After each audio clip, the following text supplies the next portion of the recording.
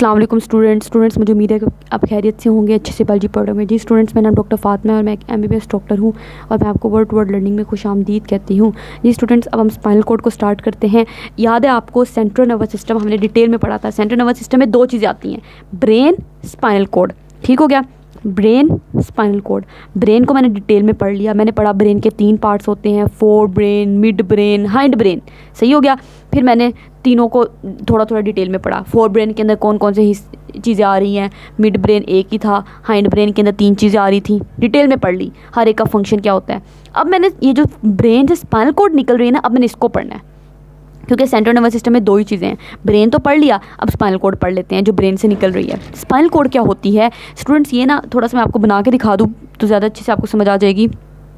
जी students, आपको पता है कि हमारा सेरिब्रम है, उसके बाद ये मिड ब्रेन है, मिड ब्रेन के बाद ये वाला हाइंड ब्रेन स्टार्ट हो गया। हाइंड ब्रेन में ये पोन्स है, मेडुला ऑब्लोंगेटा है और ये हमारे पास सेरिबेलम है। ठीक है, मैंने आपको ये चीज़ पढ़ाई हुई है, इधर से बात शुरू होगी स्पाइनल कॉर्ड की।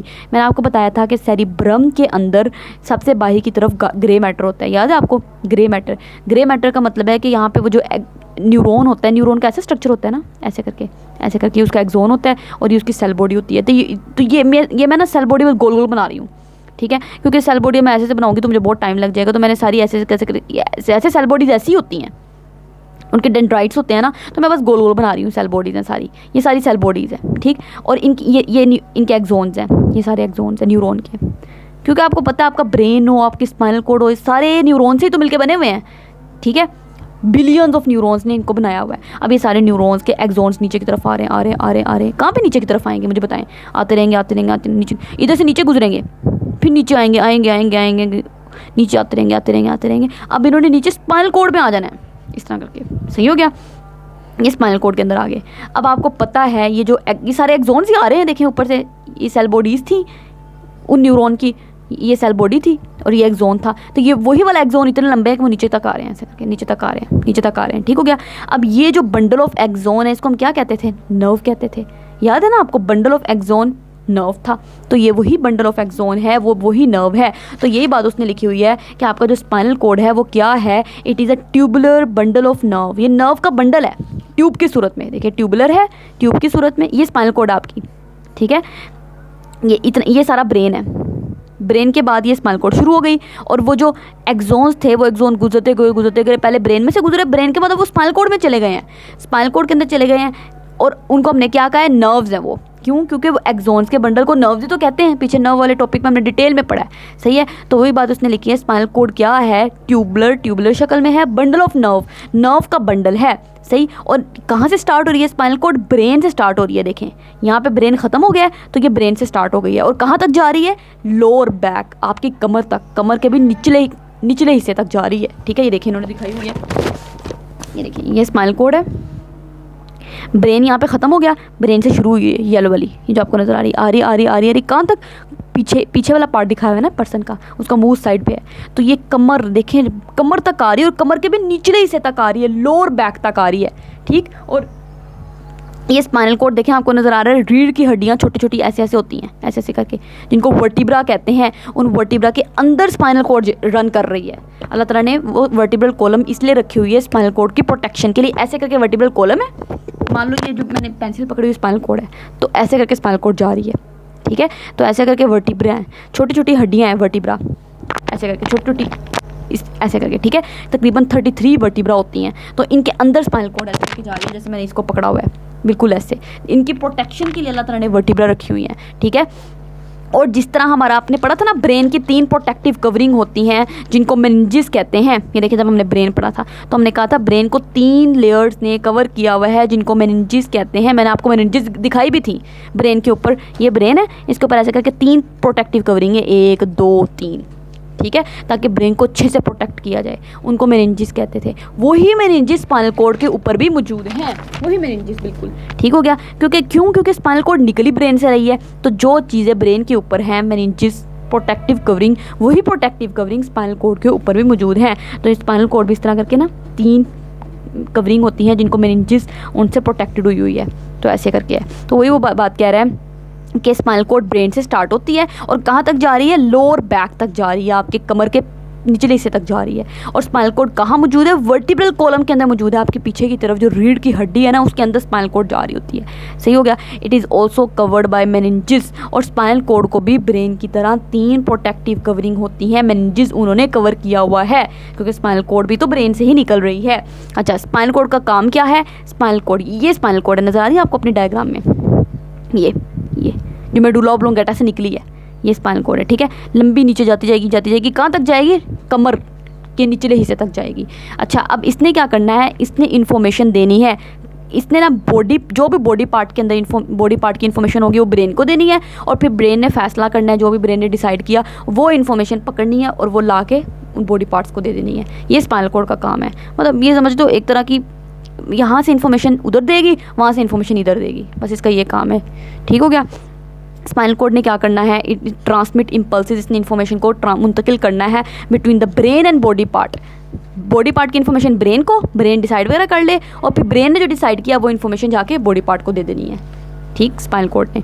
अच्छा, इसके अलावा मैंने आपको बताया था, जब मैं आपको चैप्टर इसका लेक्चर नंबर 1 हमने पढ़ा था इंट्रोडक्शन में, मैंने आपको बताया था कि कुछ ऐसे रिफ्लेक्सेस होते हैं जहाँ पे स्पाइनल कॉर्ड आपकी कोऑर्डिनेटर के तौर पर काम कर रही होती है। जिस तरह मैं अगर गर्म चीज़ को हाथ लगाया, मान लो कोई गर्म कप था, गलती से मेरा वहाँ पे हाथ लग गया, अब मेरा हाथ लगता है मैं फ़ौरन अपना हाथ पीछे कर लेती हूँ कुछ सोचे समझे बगैर। इस केस में जो इन्फॉर्मेशन है ना वो आपके ब्रेन तक नहीं गई। क्यों? क्योंकि अगर ब्रेन तक इन्फॉर्मेशन जाती ना, क्या पता देर हो जाती और उतनी देर में मेरा हाथ ही जल जाता। तो अल्लाह ताला ने इसके लिए स्पाइनल कॉर्ड को कोऑर्डिनेटर बना दिया कि स्पाइनल कॉर्ड अब तुम फैसला कर सकती हो। वैसे फैसला ब्रेन नहीं करना है, लेकिन इस केस में तुम्हारे पास फैसले की एबिलिटी है। ठीक है, क्यों? क्योंकि इस बंदे का हाथ जल ना जाए, क्योंकि अगर इन्फॉर्मेशन ब्रेन तक गई तो टाइम लग जाएगा, क्योंकि ब्रेन ने प्रोसेस करना फिर वापस आनी, तो उतनी देर में इस बंदे का हाथ ना जल जाए। तो इसलिए जब मैंने किसी गर्म चीज़ को हाथ लगाया तो फ़ौरन वो इन्फॉर्मेशन स्पाइनल कॉर्ड के पास गई, स्पाइनल कॉर्ड ने फ़ौरन इन्फॉर्मेशन दी और मैंने फ़ौरन हाथ पीछे हटा लिया। तो इसलिए वो कह रहा है जो सिंपल रिफ्लेक्सेस होते हैं, जिस तरह गर्म चीज़ों को हाथ लगाना, इनके केस में जो कोऑर्डिनेटर होती है वो स्पाइनल कॉर्ड होती है। वरना ज़्यादातर केसेस में जो कोऑर्डिनेटर है, जो डिसाइड करना है चीज़ों को, ठीक है, जो फैसला करने की एबिलिटी है वो ब्रेन के पास ही होती है। और वो क्या कहते हैं? अच्छा, ये अब चीज़ हमने पहले पढ़ी हुई है, याद है आपको? हमने ब्रेन में पढ़ा था कि ब्रेन में बाहर की तरफ ग्रे मैटर होता है, अंदर वाइट मैटर होता है। याद करें, डिटेल में मैंने आपको पढ़ाया था जब सेरिब्रम पढ़ाया था कि यहाँ पे सारा ग्रे मैटर है यहाँ पे सारा, और ये वाला अंदर वाला सारा वाइट मैटर है। ठीक, क्यों वाइट मैटर है? क्योंकि अंदर की तरफ सारे माइलिनेटेड एक्सोन्स हैं। ऐसे एक्सोन है जिनके ऊपर माइलिन शीथ लगी हुई है, और माइलिन शीथ तो सफ़ेद रंग की होती है, जिस तरह मायोनीज होती है। ठीक हो गया, बिल्कुल सफ़ेद। तो ये सारा एरिया आपको सफ़ेद नज़र आएगा, इसलिए इसको कह रहे हैं ये सारा वाइट मैटर है और ये ग्रे मैटर है। स्पाइनल कॉर्ड के अंदर बस उल्टा काम है। ठीक, क्या कि स्पाइनल कॉर्ड के अंदर ग्रे मैटर अंदर की तरफ है और वाइट मैटर बाहर की तरफ है, इससे उल्टा। ये इंपॉर्टेंट बात है, आपने याद रखनी है। इतना वो नज़र भी आता है स्पाइनल कॉर्ड की अंदर की तरफ ग्रे मैटर है, ये देखें, ये नज़र आ रहा है, और ये वाला सारा वाइट मैटर है। ये जो हल्का हल्का आपको पीला नज़र आ रहा है लेकिन वाइट है। ठीक है, ये सारा वाइट मैटर है। ग्रे मैटर का क्या मतलब है कि क्योंकि स्पाइनल कॉर्ड भी तो न्यूरॉन से मिलकर बनी हुई है, क्योंकि आपका पूरा नर्वस सिस्टम, बेशक वो सेंट्रल नर्वस सिस्टम है, बेशक वो पेरिफेरल नर्वस सिस्टम है, न्यूरॉन से मिलकर बना हुआ है। न्यूरॉन्स मतलब ये नर्व सेल, इसने तो बनाना है। सही हो गया। अब स्पाइनल कॉर्ड में जो होता है ना, ये स्पाइनल कॉर्ड को मैं दिखाऊँ, स्पाइनल कॉर्ड ऐसे जा रही थी। ठीक, मैंने इसको ऊपर से ऐसे करके काट दिया, ऐसे करके मैंने काटा, और जब मैंने काट के देखा ना तो मुझे स्पाइनल कॉर्ड कैसी नज़र आई? स्पाइनल कॉर्ड मुझे बिल्कुल ऐसी नज़र आई। ये उन्होंने ऊपर से काटी हुई दिखाई हुई है। ठीक है, आप समझ रहे होंगे पता नहीं क्या कैसे स्पाइनल कॉर्ड है। स्पाइनल कॉर्ड ऐसी है। ठीक है, अब उसको ऐसे करके कट कर दिया। जब कट करेंगे ना तो अब ऊपर से देखेंगे तो ऐसी स्पाइनल कॉर्ड नज़र आएगी। स्पाइनल कॉर्ड का अंदर की तरफ ग्रे मैटर है। जी स्टूडेंट्स, ये देखें, ऐसे करके स्पाइनल कॉर्ड लंबी लंबी जा रही थी। जब मैंने ऐसे करके काट के मैंने देखा ना तो मुझे अब स्पाइनल कॉर्ड कैसी नज़र आएगी? ऐसे करके नज़र आएगी, ऐसे करके। ठीक है, ऐसे करके होगी। अब अंदर की तरफ जो स्पाइनल कॉर्ड का एरिया होगा वो बटरफ्लाई शेप्ड होगा, बिल्कुल जैसे तितली नहीं होती। तितली कैसी होती है? ऐसे करके होती है तितली, तो इस तरह करके है ये। ठीक है, ये वाला जो सारा एरिया है बटरफ्लाई शेप्ड है, तितली ऐसी होती है ना। ये वाला सारा ग्रे मैटर है, ये स्पाइनल कॉर्ड। ठीक है, ग्रे मैटर का मतलब है यहाँ पे सारी न्यूरॉन्स की सेल बॉडीज़ हैं। ये सारी सेल बॉडीज़ पड़ी हुई हैं, क्योंकि सेल बॉडीज़ ही ग्रे कलर की होती हैं, याद है आपको। ठीक है, सेल बॉडीज़ इस तरह करके ऐसे करके न्यूरॉन होता है ना, ऐसे करके, ये न्यूरॉन की सेल बॉडी है। तो मैं सेल बॉडी ऐसे से बनाने की बजाय मैं गोल गोल बना रही हूँ, क्योंकि मैं कैसे इतनी टाइम लग जाएगा बहुत ज़्यादा, ठीक है। यहाँ पे ऐसे करके सारी सेल बॉडीज़ पड़ी हुई हैं, सेल बॉडीज़ ऐसे करके सारी पड़ी हुई हैं, और उन सेल बॉडीज़ से जो एक्सोन्स निकल रहे हैं, वो सारे एक्सोन्स जो है ना, पर्पल वाले एक्सोन, वो सारे ऐसे करके बाहर की तरफ आ रहे हैं ऐसे करके, ठीक है। तभी तो बाहरी वाला एरिया वाइट मैटर है सारा, क्योंकि ये जो एक्सोन्स होते हैं ये माइलिनेटेड होते हैं। इन एक्सोन्स के ऊपर याद है आपको ऐसे करके माइलिन शीथ लगी होती है जो, और माइलिन शीथ वाइट कलर की होती है। तो ये सारे एक्सोन्स हैं जिनके ऊपर माइलिन शीथ लगी हुई है, और माइलिन शीथ तो सफ़ेद रंग की होती है, जिसकी वजह से ये सारा एरिया आपको सफ़ेद नज़र आएगा, ये सारा एरिया आपको सफ़ेद नज़र आएगा ये वाला, इसलिए इसको कहते हैं वाइट मैटर। ठीक हो गया। अंदर वाला area grey matter, grey matter का मतलब है अंदर वाले एरिया में सेल बॉडीज़ पड़ी हुई हैं, और एक्सोन्स भी हो सकते हैं, लेकिन वो एक्सोन्स ऐसे होंगे जो नॉन माइलिनेटेड होंगे, जिनके पास माइलिन शीथ नहीं होगी, ठीक है। क्योंकि माइलिन शीथ होती तो वो तो सफ़ेद नज़र आते हैं, अब माइलिन शीथ नहीं है तो वो ग्रे नज़र आएंगे। ठीक हो गया। तो यही बात उसने लिखी हुई है कि स्पाइनल कॉर्ड के अंदर क्या होता है, बाही वाला जो रीजन होता है वो वाइट होता है, ठीक, और जो सेंट्रल रीजन, जो अंदर की तरफ रीजन है, वो ग्रे मैटर है। बाई वाला रीजन सारा वाइट मैटर है, देखें सारा वाइट मैटर है, अंदर वाला ग्रे मैटर है, ये वाला सारा ग्रे मैटर है। और जो ग्रे मैटर है, आराम से भी देख लो, बाई वाला रीजन वाइट मैटर है, अंदर वाला ग्रे मैटर, और जो ग्रे मैटर है वो बटरफ्लाई शेप्ड है, देखें बिल्कुल तितली की शक्ल है इसकी। ठीक हो गया। अब वो कहता है कि ग्रे मैटर बटरफ्लाई शेप्ड है, और ग्रे मैटर ने central canal of spinal cord को सराउंड किया हुआ है। ये जो ग्रे मैटर है इसके अंदर यहाँ पे सेंट्रल कैनाल जारी होती है, यहाँ पे गोल गोल सेंट्रल कैनाल।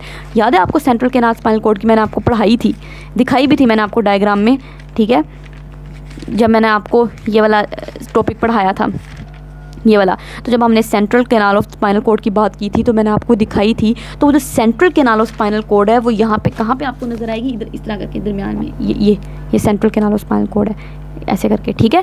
तो वो कहता है ग्रे मैटर जो होता है इसने आपकी सेंट्रल कैनाल को सराउंड किया हुआ है, और सेंट्रल कैनाल के अंदर आपको पता है क्या चीज़ होती है, सेरेब्रोस्पाइनल फ्लूइड होता है। तो ये आप समझ लें स्पाइनल कॉर्ड है, और ये जो इसका जो सिक्का है सेंट्रल कैनाल है, सिक्का ये जो नज़र आ रहा है ना आपको, इसका ये सेंट्रल कैनाल है, और सेंट्रल कैनाल ऐसे करके स्पाइनल कॉर्ड के अंदर ही बिल्कुल जारी होती है, और इसके अंदर सेरेब्रोस्पाइनल फ्लूइड होगा।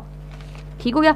अब वो कहता है कि आपको पता है स्पाइनल कॉर्ड से नर्व्स अराइज होती हैं, ये देखें ये स्पाइनल कॉर्ड है, ये स्पाइनल कॉर्ड से आपको नज़र आ रहा है नर्व्स अराइज हो रही हैं सारी, ये सारी नर्व्स अराइज हो रही हैं। ये जो स्पाइनल कॉर्ड से नर्व्स अराइज होती हैं इनको कहते हैं स्पाइनल नर्व्स।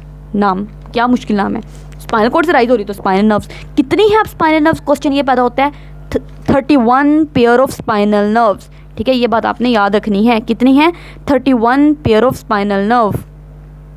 जी स्टूडेंट्स, आपकी बुक में इधर लिखा हुआ है लेकिन आगे लिखा हुआ है, तो आपने ये भी याद रखना है कि नर्व्स जो होती हैं आपको याद है आपकी ब्रेन से भी अराइज होती हैं, स्पाइनल कॉर्ड से भी अराइज होती हैं। जो स्पाइनल कॉर्ड से अराइज होती हैं ये जो सारी आपको नज़र आ रही है इनको स्पाइनल नर्व्स कहते हैं, और इनकी तादाद कितनी होती है 31 पेयर्स।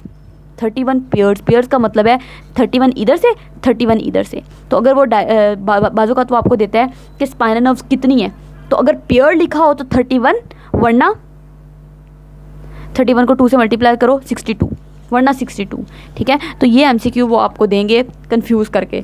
स्पाइनल नर्व जो होती हैं 31 पेयर्स का लफ्ज़ आपने ध्यान रखना है। एक पेयर में 2 चीज़ होती हैं ना, तो अगर पेयर्स लिखा हो तो 31 वरना 62 स्पाइनल नर्व्स होती हैं टोटल, ठीक है। कहाँ से निकल रही हैं, स्पाइनल कॉर्ड से अराइज हो रही हैं। इसी तरीके से ब्रेन से भी जो नर्व्स निकलती हैं, ये जो ब्रेन से निकल रही हैं इनको क्रेनियल नर्व्स कहते हैं। ठीक हो गया। ये कितनी होती हैं, ये 12 पेयर्स होते हैं क्रेनियल नर्व्स के। स्पाइनल नर्व 31 पेयर, ये 12 पेयर है। ये पता नहीं आपकी बुक में कहीं लिखा हुआ है, मुझे कहीं याद नहीं आ रहा कहाँ लिखा हुआ है, ठीक है, शायद आगे आ जाए तो वहाँ पे हम पढ़ लेंगे। ये बल्कि लिखा हुआ है, देखिए नज़र आ गया। ये ह्यूमंस के अंदर 12 पेयर्स ऑफ क्रेनियल नर्व्स हैं और 31 पेयर्स ऑफ स्पाइनल नर्व्स हैं। तो वही बात, जो स्पाइनल कॉर्ड, ये देखें ये ब्रेन से जो राइज हो रही हैं वो क्रेनियल नर्व्स हैं, और ये क्रेनियल नर्व्स इधर तो इन्होंने 2-3 दिखाई हुई है ना, 12 पेयर्स हैं। अगर पेयर्स ना लिखा हो तो आपने 24 लिखनी है, ठीक है। अगर पेयर्स लिखा हो तो 12। इसी तरीके से 31 पेयर्स ऑफ स्पाइनल नर्व, अगर पेयर ना हो तो 62 टोटल स्पाइनल नर्व्स हैं। इस तरह वो कंफ्यूज करते हैं। एमडी कैट में यही वो गेम खेलते हैं स्टूडेंट्स के साथ, और स्टूडेंट्स इसी में कंफ्यूज हो जाते हैं। ठीक हो गया। अच्छा, आगे वो कहता है कि जो स्पाइनल नर्व, सारी की सारी स्पाइनल नर्व जो अराइज हो रही है वो मिक्स्ड नर्व है। मैंने आपको जब नर्व वाला टॉपिक पढ़ाया था, डिटेल में पढ़ाया था मिक्स्ड नर्व क्या होती हैं। ठीक हो गया। उम्मीद है कि आपको याद होगा। ये जो स्पाइनल कॉर्ड से राइज हो रही हैं स्पाइनल नर्व, ये सारी मिक्स्ड नर्व है। मिक्स्ड नर्व का मतलब है कि इन नर्व के अंदर दोनों एक्सोन हैं, सेंसरी भी मोटर भी, ये बात है, ठीक है। क्यों? क्योंकि उनके अंदर सेंसरी न्यूरॉन के एक्सोन भी हैं, ठीक है, और क्या, मोटर न्यूरॉन के एक्सोन भी हैं, इसलिए इनको मिक्स्ड नर्व कहते हैं। आगे वो कहता है स्पाइनल कॉर्ड जो होती है इससे दो रूट्स निकलती हैं, एक ये वाली रूट, एक ये वाली रूट। अभी जो स्पाइनल कॉर्ड है ना, ये ऐसे करके स्पाइनल कॉर्ड सपोज कर लो, ठीक है, इससे दो रूट निकलती हैं। एक फॉर एग्जांपल मैंने आपको बताया स्पाइनल कॉर्ड है, ठीक है, तो इसकी एक रूट पीछे से निकलेगी, एक आगे से निकलेगी, ठीक है। एक जो पीछे से निकलेगी उसको कहते हैं डोर्सल रूट, और जो आगे से निकलेगी उसको कहते हैं वेंट्रल रूट। सही है, ये उन्होंने ऐसे करके स्पाइनल कॉर्ड दिखाई हुई, ये उसको पीछे से निकल रही है और ये आगे से निकल रही है, ठीक है। अब वो पीछे आगे आपको कैसे पेज पे कैसे दिखाएं, तो उन्होंने ऐसे दिखा दिया, वरना ये स्पाइनल कॉर्ड है तो पीछे से जो निकल रही है डोर्सल रूट, आगे से जो निकल रही है वेंट्रल रूट है, ठीक हो गया। अब ये देखें, पीछे से निकल रही है डोर्सल रूट है और जो आगे से निकल रही है वेंट्रल रूट है। अब डोर्सल रूट के अंदर क्या होता है, सेंसरी न्यूरॉन का एक्सोन होता है। मिसाल के तौर पर ये क्या है, मैं आपको समझा देती हूँ। देखें फॉर एग्जांपल ये एक पर्सन है, ठीक हो गया। अब इसने क्या किया, ये इसका हाथ है, ठीक, इसने कोई गर्म चीज़ को टच कर लिया, मान लो एक कैंडल है, गर्म चीज़ को टच कर लिया। अब जब इसने गर्म चीज़ को टच किया तो आपको पता है यहाँ से सेंसरी न्यूरॉन जा रहा होता है, ठीक हो गया। यहाँ पे सेंसरी न्यूरॉन का एक्सोन जा रहा है, इसने इन्फॉर्मेशन लेके जाके यहाँ पे जो ऊपर से स्पाइनल कॉर्ड आ रही होती है, ये सपोज कर लो ब्रेन है, ठीक है, और ये स्पाइनल कॉर्ड है। इसने सेंसरी न्यूरॉन ने जाना है, जाके इन्फॉर्मेशन देनी है स्पाइनल कॉर्ड को, और स्पाइनल को इस केस में आपको पता है कोऑर्डिनेटर जो है वो स्पाइनल कॉर्ड है। स्पाइनल कॉर्ड ने, क्योंकि ब्रेन तक जितनी देर तक पैगाम गया ना, बंदे का हाथ जल जाना है, तो इसलिए जल्दी से स्पाइनल कॉर्ड तक बस पैगाम भेज दिया जाता है। स्पाइनल कॉर्ड ने क्या करना है, जल्दी से फैसला किया, हाँ गर्म चीज़ है, जल्दी से हाथ पीछे हटा लिया जाए वरना हाथ जल जाएगा, तो फ़ौरन इसने इन्फॉर्मेशन दे दी कोर न्यूरॉन को, जिसको मोटर न्यूरॉन कहते हैं। अब ये मोटर न्यूरॉन आएगा आके इन्फॉर्मेशन दे देगा इस मसल्स को जो कि अफेक्टर है, और मसल फ़ौरन कॉन्ट्रैक्ट करेगा और मैं अपना हाथ पीछे की तरफ हटा लूँगी। अब मैं हाथ पीछे की तरफ हटा लूँगी तो इस तरह मेरा हाथ जलने से बच जाएगा। तो इस तरीके से काम चल रहा होता है ना। तो वो जो सेंसरी न्यूरॉन जा रहा है, उसका जो एक्सोन जा रहा है, वो पीछे वाली रूट से जाता है स्पाइनल कॉर्ड की, जिसको डोर्सल रूट कहते हैं, ठीक हो गया। अब फिर क्या हुआ, जब वो इन्फॉर्मेशन आई कि इसने गर्म चीज़ को हाथ लगा लिया, जल्दी इसको को हाथ पीछे हटा ले, तो वो जल्दी से स्पाइनल कॉर्ड के पास इन्फॉर्मेशन आई, स्पाइनल कॉर्ड के ग्रे मैटर के पास। ग्रे मैटर ने इसको वो इन्फॉर्मेशन दे दी मोटर न्यूरॉन को, ठीक है। ये जो आगे वाली रूट है जिसको वेंट्रल रूट कहा गया है, इस वेंट्रल रूट के अंदर ये जो आपको ब्लू वाला एक्सोन नज़र आ रहा है, ये मोटर न्यूरॉन का एक्सोन है, ये मोटर न्यूरॉन है, ठीक है। ये जो नीले वाला है मोटर न्यूरॉन है। इस मोटर न्यूरॉन के एक्सोन ने अब इन्फॉर्मेशन लेके जानी और जाके इन्फॉर्मेशन दे देनी है मसल्स को, दे देनी है, और मसल्स को कहना है जल्दी से कॉन्ट्रैक्ट करो, अपना हाथ पीछे की तरफ हटा लो, और ये बंदा हाथ अपना पीछे की तरफ हटा लेगा। तो इसलिए दो रूट्स बनी हुई हैं, ठीक हो गया। तो वो कहते हैं जो पीछे वाली रूट है जिसको डोर्सल रूट कहते हैं, उसके पास एक सेंसरी न्यूरॉन का एक्सोन है, ठीक है। और क्या है, एक तो सेंसरी एक्सोन आपको नज़र आ रहा है और एक गैंग्लियन, ये गैंग्लियन आपको नज़र आ रहा है, ठीक है। गैंग्लियन क्या है, जहाँ पे सेल, गैंग्लियन क्या होता है आपको पता है, हमने पीछे पढ़ा है, मैंने डिटेल में पढ़ाया है। सेल बॉडीज़ जो होती हैं वो सारी आपस में मिल जाती हैं और मिलके गैंग्लियन बना लेती हैं, ऐसे ही होता है ना न्यूरॉन्स की। तो ये सेल बॉडी सारी इकट्ठी पड़ी हुई हैं, ठीक हो गया। तो सेल बॉडीज़ यहाँ पे पड़ी हुई हैं, ये गैंग्लियन है एक। लेकिन जो आगे वाली रूट है ना वेंट्रल रूट, उसमें कोई गैंग्लियन नहीं है। तो वही वो कह रहा है, बस वेंट्रल रूट के अंदर क्या होता है, कोई गैंग्लियन नहीं होता, सिर्फ एक मोटर न्यूरॉन का एक्सोन जा रहा होता है। ये देखें, ये जो है ना, ये जाएगा सेंसरी न्यूरॉन, इसने जाना है डोर्सल रूट के अंदर स्पाइनल कॉर्ड की, ठीक। इन्फॉर्मेशन दे दी, स्पाइनल कॉर्ड के अंदर एंटर हो गया, इन्फॉर्मेशन दे दी। फिर स्पाइनल कॉर्ड की जो आगे वाली रूट है जिसको वेंट्रल रूट कहते हैं, वहाँ से निकलेगा, आगे वाली रूट से निकलेगा मोटर न्यूरॉन। उस मोटर न्यूरॉन ने इन्फॉर्मेशन लानी इस मसल्स को दे देनी है, और मसल को कहना है जल्दी से कॉन्ट्रैक्ट करो और अपना हाथ पीछे हटा लो, और उस बंदे ने अपना हाथ पीछे हटा लेना है। तो इसलिए वो कह रहा है कि आगे वाली रूट जो वेंट्रल रूट है उसके अंदर सिर्फ एक मोटर न्यूरॉन का एक्सोन ही है, उसके अंदर कोई गैंग्लियन नहीं है। ये इस तरीके से हमने स्पाइनल कॉर्ड का स्ट्रक्चर डिटेल में पढ़ लिया, उम्मीद है कि आपको अच्छे से समझ आई होगी। अब हमने सेंट्रल नर्वस सिस्टम कंप्लीट कर लिया है, ठीक हो गया। अब ये देखें, थोड़ा सा और मैं आपको समझा दूँ बुक से ही।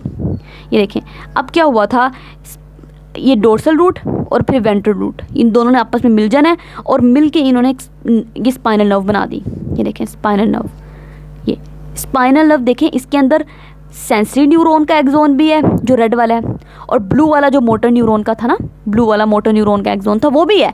इसलिए स्पाइनल नर्व को मिक्स्ड नर्व कह रहे हैं। देखें इसके अंदर दोनों न्यूरॉन के एक्सोन है, सेंसरी वाला भी मोटर वाला भी। ठीक हो गया। ये जो सेंसरी न्यूरॉन था इसका एक्सोन भी है, मोटर न्यूरॉन का एक्सोन भी है, दोनों एक्सोन इसके अंदर मौजूद हैं। इसलिए स्पाइनल नर्व को हमने कहा था मिक्स्ड नर्व होती हैं, इसलिए हमने कहा था स्पाइनल नर्व सारी मिक्स्ड नर्व्स हैं। ठीक है, थोड़ा सा हल्का सा मुश्किल चैप्टर है, लेकिन बार बार आप लेक्चर ले लें। ठीक है, मैंने चीज़ों को सिंप्लीफाई करने की कोशिश की है। ठीक है, अपनी तरफ से कोई चीज़ अगर अभी भी मुश्किल लग रही है तो दोबारा एक बार देखें, क्योंकि एक बार पहली बार आप जितनी नई टर्मिनोलॉजी सुन रहे हैं, सारी नई बातें सुन रहे हैं, थोड़े हल्की सी मुश्किल पेश आएगी। ठीक है, तो बार बार लेक्चर देखें, इंशाल्लाह आपको चीज़ें 100% क्लियर हो जाएंगी। अगले लेक्चर में आपसे मुलाकात होती है, तब तक के लिए अल्लाह हाफिज़। लेकिन इस चैप्टर में हमने सेंट्रल नर्वस सिस्टम, अभी तक लेक्चर्स में हमने सेंट्रल नर्वस सिस्टम पढ़ा है, ब्रेन और स्पाइनल कोड को बस। अभी हमारा पेरिफेरल नर्वस सिस्टम सारा रहता है। याद करें, हमने पेरिफेरल नर्वस सिस्टम के बारे में कुछ नहीं पढ़ा, बस ये पढ़ा है कि इस पेरिफेरल नर्वस सिस्टम में नर्व्स होती हैं। ठीक है, अब हमने पेरिफेरल नर्वस सिस्टम को बस डिटेल में पढ़ना है, वो इतना ज़्यादा नहीं है, छोटू सा है। ठीक है, कोई भी आपसे लॉन्ग क्वेश्चन पूछा जा सकता है आपके सामने, कुछ किसी पे भी वो आपको नोट दे सकते हैं, स्पाइनल कोड दे दें, एक्सप्लेन कर दें, ब्रेन एक्सप्लेन कर दें, कुछ भी। तो इसलिए पूरा चैप्टर ही ऑब्वियसली आपको अच्छे से करना पड़ेगा। ठीक हो गया, चीज़ें इंटरेस्टिंग बना के याद करने की कोशिश करें, बार बार रिवाइज़ करें, चीज़ें याद हो जाएंगी। ठीक हो गया, हमने भी अल्हम्दुलिल्लाह ऐसी पुरानी बुक्स भी 10th क्लास की ऐसी थी, हमने भी पास की हैं, फुल मार्क्स लिए हैं, आपके भी आ सकते हैं और आएंगे। ठीक हो गया, तो अपनी तरफ से पूरी मेहनत करें, बाकी अल्लाह ताला पे छोड़ दें। अगले लेक्चर में आपसे मुलाकात होती है। अल्लाह हाफिज़।